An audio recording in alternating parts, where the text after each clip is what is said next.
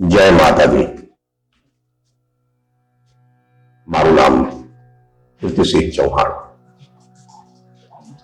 અને હું આજે કહેવા જઈ રહ્યો છું સૌરાષ્ટ્રની રસધાર પુસ્તકમાંથી પ્રકરણ નંબર 3 દીકરો ઝવેરચંદ મેઘાણીની કલમે લખાયેલા આ અપ્રિતમ પુસ્તકને હું શબ્દસાર કરવાની નાનકડી કોશિશ કરી રહ્યો છું, જે આપને જરૂર પસંદ આવશે। તો આપણે જોઈએ આ કથામાં એક હીરબાઈ નામની બાળકીની બહાદુરી વીરાંગનાની આ કથા છે। આમ તો સૌરાષ્ટ્ર શૂરવીરોથી ભરેલું છે અને તેઓની કથા પણ અજર અમર છે। એવી જ આ કથા છે જેમાં લાખો અને આપાદેવાતની આ કથા છે, આ વાર્તા છે અને આપણે એને શબ્દસાર કરીએ। ચાલો સાંભળીએ વાર્તા દીકરો હીરબાઈ। આપાદેવાત આ તમ સારું થઈને હોકાની બદરનું પડતલું આવ્યું છે। મીઠી બદર હાથ પડી ને મનમાં થયું કે આ બદરનો ધુમાડો તો આપા દેવાતની ઊંટમાં જ શોભે। એમ કહી ભર દાયરામાં એક કાઠી આવી વચ્ચોવચ્ચ બેઠેલ એક પ્રચંડ પુરુષની સામે તમાકુની પડતલું ભરે છે અને જાણે કોઈ ખાંડિયાનો પાસે નજરાણું લેતો હોય તેવો એ પુરુષ જરાક ધોકી હલાવે છે। એની સોનાના વેઢવાળી આંગળીઓ દાઢીના કાતરા ઉપર રહે છે। ત્યાં તો બીજો કાઢી ઉભો થાય છે। આપાદેવાત આ નવા નકશો રોકો હું ગંગા જમનીના તાર બનાવીને ખાસ તમારા હાટું લાવ્યો છું અને આ તો તમને જ શોભે બાપા। થોડુંક મોઢું મલકાવીને આપો દેવાત હોકાની ભેટ સ્વીકારે છે। મેં ઊનની દડી એમ કહેતા ત્રીજા ભાઈ આગળ આવે છે। આપાદેવાત તમારી ઘોડીને માથે આ મશરૂ જેવી થઈ પડશે। ઘોડીનું દિલ નહીં છોલાય, ખાસ બનાવી છે આણી હો।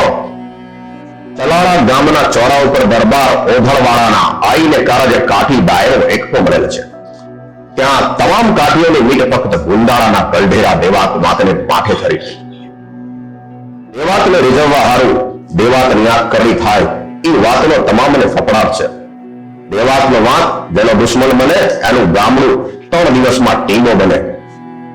આજેની એક થાંભલીને થડ દિલ ટેકવીને એક આધેર અવસ્થાનો મર્દ બેઠેલો છે। પછેડીની પલાટ ભીડી છે અને મૂછો ફરકી રહી છે। એના હોઠ મરક મરક થાય છે। પડખે બેઠેલા કાઠીને હળવે સાદે પૂછે છે, કાઠીઓમાં કટી ચટા પડું ક્યારથી પેટું ભાઈ, જેની આટલી બધી ભાટાઈ કરવી પડે? એવો મંધાતા કોણ છે એ દેવાતનો વાત? ચૂપ ભાઈ ચૂપ, આપા લાખા તું હજી છોકરું છે। તારું લાખા પાદર હજી દેવાતના ઘોડાના ડાબલાના હેઠ પડ્યું નથી, નકર તું આપા દેવાતને તારી કડીઓનું કેરું દેવા દોડેગા। હું મારા આબાની કેરી હું દેવાતને ડરતી દેવા જાઉં? ના ના, એથી તો ભલું કે સુડા પોપટ ને કાગડા મારા ફલને ઠોલે। કાઠીના દીકરા તો સૌ સરખા, કોણ રાત ને કોણ રાણા। આવી રજવાડી ભાટાઈ મારાથી તો ખમાતી નથી। બોલનાર પુરુષનો અવાજ ઊંચો થયો। એના બોલ ડાયરાને કાને પડ્યા અને વચ્ચોવચ્ચ બેઠેલ વિકરાળ કાઠી દેવાત વાંકનું કાંધ એ વાતનો કરનાર કરુણ થયું। ધધેલ ત્રાંબા જેવી રાતી આંખ ફેરવીને એણે પૂછ્યું, ઈ કોણ મસાલો સાદા કરે છે ત્યાં બેઠો બેઠો? ઉગાડું બોલો ને બાપા। આપાદેવાત આદમીએ થડક્યા વિના જવાબ લીધો, એ તો હું લાખો વાળો છું ને ભણું છું કે કાઠીના દીકરા સૌ સરખા, છતાં કાઠી ઉઠીને રજવાડી ભાટાઈ કરવા બેસી જાય? ઈ તો આપા દેવાતને પણ દુઃખ થાવું જોવે, હરખાવું ન જોવે। આપા લાખા વાળા, અમે હવે લાખા પાદર ફરતા ગઢ બંધાવજે બા, તું તારે ચડી આવજે। આપા દેવાત હું નાની ગામડીનો ભણી ગઢનો તો શું ચડાવું, પણ પાણીનો કળશિયો ભરીને ઉભો રહીશ। આપા દેવાતને શોભતી મહેમાનગતિ કરીશ ને ત્યારે લાખાવાળા એમ બોલીને દેવાત માથે પોતાની અંજળીમાં કસુંબો લીધો ને ધરતી પર ઢોળી નાખેલો કહ્યું, લાખા પાદરને માથે જો હું મીઠા હળ હાંકું તો ગુંદાળાનો દેવાક વાક જાણજે નીકળ. હા હા ગજબ કરો માબા એમ કરતો ડાયરો આડો પડ્યો. ઘરડિયા કાઠીએ દેવાકના પગ ડાળીને કહ્યો, બાપા લાખા વાળો તો બાળક છે અને બોલ્યાનું ભાન નથી. અમારે સમદર પેટ રાખવું જોઈએ. ના ના આપા દેવાક મારો નોતરો જાણજે એમ કહીને લાખા વાળો તરવાર ભાલો લઈને ઉઠી ગયો. ઘોડીને પલાળીને નીકળીને કહેતો ગયો, કાઠી તો સંધાય સમવડિયા, કાઠીમાં ઊંચ નીચ ના હોય, પણ તમે સૌએ બીબીને દેવાક જેવા એક મોટા લૂંટારાની ખુશામત માંડી છે. મારે તો દેવાકને દલ્લીના ધણીના નજરાણા દેવાનો મોક નથી. બાંધેલી તરવાર અને ઘાવાળે યર્જણ એમાં ભેદભાવ ના હોય. એટલા વેણ સાંભળીને લાખા પાદરનો ધણી રોજડી ઘોડી હાંકી ગયો. ચલાળા ગામથી 4 ગામ ઉપર બરાબર ગીરને કાંઠે શેલ નામની એક નદી ચાલી જાય છે.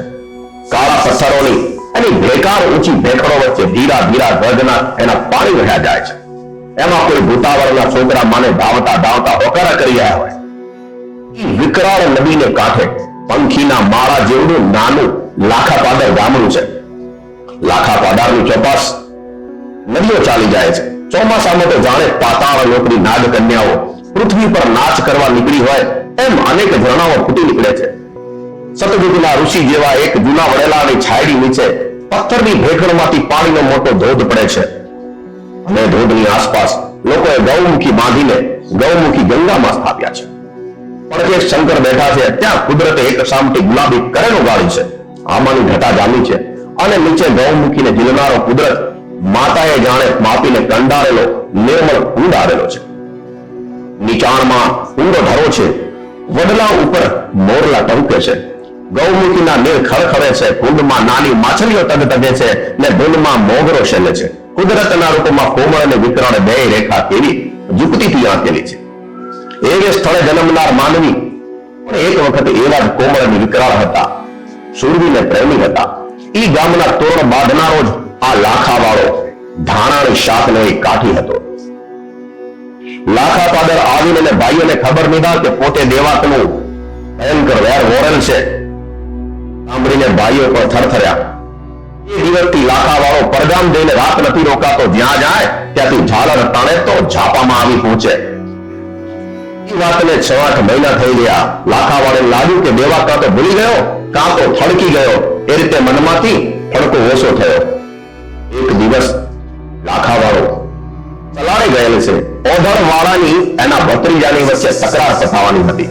સાંજ પડે અને રજા માંગી. પણ ઓઢળ વાળો કહે, આપા આજની રાત નહીં જવા દઈએ અને હવે ક્યાં દેવાક તમારી વાસે ભૂતો કરે છે. લાખા વાળો કચવાટે મને રોકાયો. અહીં લાખા પાદરમાં શું થયું? સાંજ પડી અને વાવડ મળ્યા કે દેવાક કટક લઈને આવે છે. ગામનો ઝાપો બંધ કર. આડા ગાડા ગોઠવી લોકો હથિયાર લઈને ઉભા રહ્યા. પણ પોતાની મોવડી વિના લોકોની છાતી ભાગી ગઈ. ઉલટાના લોકોને આવું વેર હાથે કરીને વળી આવનાર લાખા વાળા ઉપર દાજે પડી ગયા. દેવાકનું કટક પડ્યું. ઝાપા ઉપર લાખા પાદરના કંઈક જુવાન કામ આવ્યા. ઝાપો તૂટ્યો. કટક ગામમાં બેસીને વસ્તીને ધમરોળવા માંડ્યો. નક્કી કર્યો તો લૂંટ કરીને સૌએ પરબારા ગામની સીમાડે કોઈ ઝાડ નીચે મળવું તે પ્રમાણે સૌ ચાલવા માંડ્યા. ગામમાં મસાણ જેવી શાંતિ છવાઈ ગઈ. દેવાક સમજતો હતો કે લાખો ઘરમાં સંતાઈ રહ્યો હશે. લાખા વાળાની ફળીમાં જઈને હાકલ કરવા માંડ્યો, કાઠી બારો નીકળ બારો.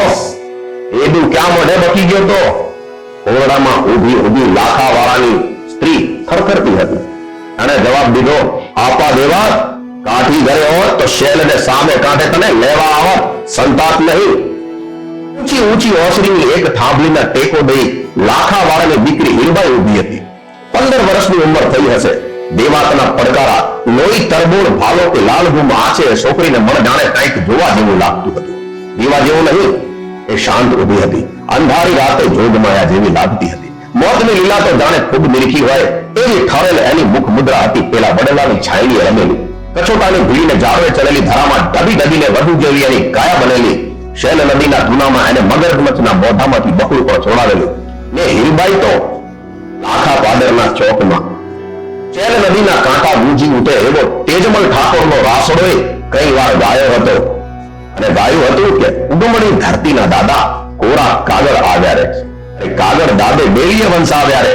કાકો વાંચે ને દાદો રહ રહ રોવે ઉપર વાળે તેજમલ ડોકાણા રે સિદ્ધને રોવો છો દાદા અમને કહેજો રે દળકટક આવો દીકરી વારે કોણ ચડશે સાત સાત દીકરીએ દાદો વાંજ્યો રે વાણા રે હૈયે હિંમત રાખો દાદા અમે વારે ચડશું રે આવા કાઠિયાવાડના ધીંગી ધરાની આ અમર વાર્તાઓમાંથી આ કથા લીધેલી છે આગળ જોઈએ દેવાતે જોયું તો ફળિયામાં કન્યા ઉભી હતી થાંભલી પાસે એક વછેરો બાંધેલો હતો બાપ સગા દીકરાને ચડવા ના આપી રોઈ વછેરો હતો લાખાવાળાનો આત્મા રામી વછેરો દેવાતે વિચાર્યું કે આ વછેરોને લઈને જગતને બતાવીશ કે લાખો વાળો જીવશે ત્યાં લગી મીઠું આવશે પોતાની હાથમાં ભાલો હતો ઓસરીના કોરે ટેકવીને વછેરાના પગની પછાડી છોડવા દેવાતે નીચે બેઠો માથું નીચું રાખીને પછાડી છોડવા માંડ્યો બરોબર બરાબર દીકરી હીરબાઈના સામો રહ્યો ઓરડામાં કહે બેટા હીરબાઈ અહીં આવતી રહે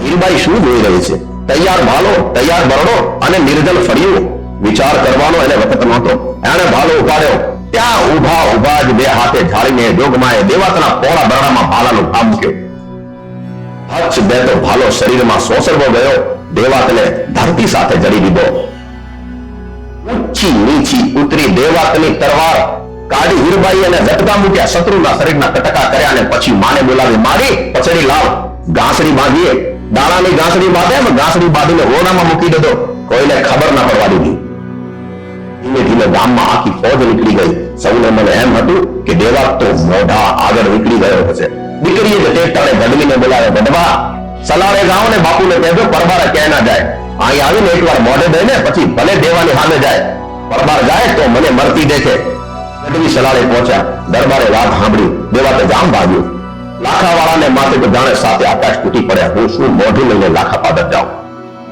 દરબારો શત્રુઓના હાથ જ મરીશ એકની એક દીકરીના હમ ડાહી દીકરી શા સારું બોલાવતી હશે મારા સંતાનને મારું મોઢું કાળું કરવાની કુમતી સૂજે છે કાંઈક કારણ હશે લાવ જાઉં તો ખરો દરબાર ઘેર પહોંચ્યા ત્યાં ધીરે કરીને દીકરીએ કહ્યું બાપુ તમારે જવું હોય તો ભલે પણ કટક કોરું નથી ગયું એક જણને તો મેં અહીં રાખ્યો છે એમ કહીને ઓરડામાં લઈ ગઈને ગાંસડી છોડી બતાવી લાખાવાળાએ તો મોઢું ઓળખ્યું આ તો દેવાક વાંક પોતે જ દરબારનું હૈયું ગરમથી ફાટવા લાગ્યું અને દીકરીને માથે હાથ મૂક્યો બેટા દુનિયા કહેતી હતી કે લાખાવાળાને દીકરી છે પણ નાના મારે તો દીકરો છે અરે મૂર્ખા દેવાક વછેરાની પછાડી કાઢવા તું સીધ નીચે બેઠો ઉભા ઉભા તરવારથી કાપતા ના આવડ્યું પણ તારા અભિમાન ક્યાં ઓછા હતા કથા છે સૌરાષ્ટ્રના રસધારની પ્રકરણ 3 દીકરો